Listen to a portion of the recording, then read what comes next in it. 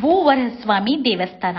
ಈ ದೇವಾಲಯದ ಇತಿಹಾಸವೇನೆಂದರೆ, ಭೂವರಹಸ್ವಾಮಿ ವಿಷ್ಣುವಿನ 3ನೇ ಅವತಾರ, ಅಂದ್ರೆ ಕಾಡು ಹಂದಿಯ ಅವತಾರ. ಈ ದೇವಾಲಯಕ್ಕೆ ಸರಿಸುಮಾರು 2500 ವರ್ಷಗಳ ಇತಿಹಾಸವಿದೆ.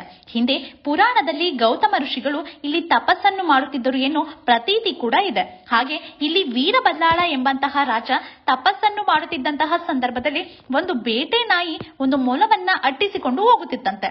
ಸ್ವಲ್ಪ ದೂರದ ನಂತರ ತಿರುಗಿ ನೋಡಿದಾಗ ಆ ಮೊಲವೇ ನಾಯಿಯನ್ನು ಅಟ್ಟಿಸಿಕೊಂಡು ಬಂದಂತೆ ಕಾಣಿಸುತ್ತದೆ.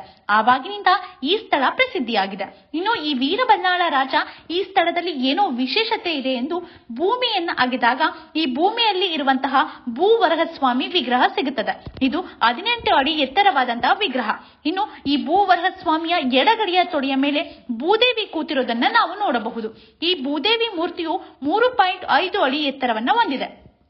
ಈ ಸ್ಥಳದ ವಿಶೇಷತೆ ಏನೆಂದರೆ, ಜೀವನದಲ್ಲಿ ಯಾರಿಗೆಲ್ಲ ಭೂಮಿ ಸಮಸ್ಯೆ ಇರುತ್ತೆ, ಮನೆ ಕಟ್ಟಬೇಕು ಅನ್ಕೊಂಡಿರ್ತೀರಾ, ಸೈಟ್ ತಗೋಬೇಕು ಅನ್ಕೊಂಡಿರ್ತೀರಾ, ಅಂತವರು ಈ ಕ್ಷೇತ್ರದಲ್ಲಿ ಸಿಗುವಂತಹ ಮಣ್ಣು ಅಥವಾ ಇಟ್ಟಿಗೆಯನ್ನ ತೆಗೆದುಕೊಂಡು ಪೂಜೆ ಮಾಡಿಸಿ ನಂತರ ನಿಮ್ಮ ಮನೆಯಲ್ಲಿ ಅದೇ ಇಟ್ಟಿಗೆ ಅಥವಾ ಮಣ್ಣನ್ನ ಪೂಜೆ ಮಾಡಿದರೆ ಅಂತವರ ಇಷ್ಟಾರ್ಥ ನೆರವೇರುತ್ತದೆ ಎಂದು ಇಲ್ಲಿನ ನಂಬಿಕೆಯಾಗಿದೆ. ಇನ್ನು ಈ ದೇವಸ್ಥಾನದ ಅಡ್ರೆಸ್ ಕ್ಯಾಪ್ಷನ್ ಅಲ್ಲಿದೆ, ಚೆಕ್ ಮಾಡಿ. ಹಾಗೆ ಮಾಹಿತಿ ಇಷ್ಟ ಆದ್ರೆ ನಿಮ್ಮ ಫ್ರೆಂಡ್ಸ್ಗೆ ಶೇರ್ ಮಾಡಿ. ನನ್ನ ಪೇಜ್ನ ಫಾಲೋ ಮಾಡೋದನ್ನ ಮರಿಬೇಡಿ.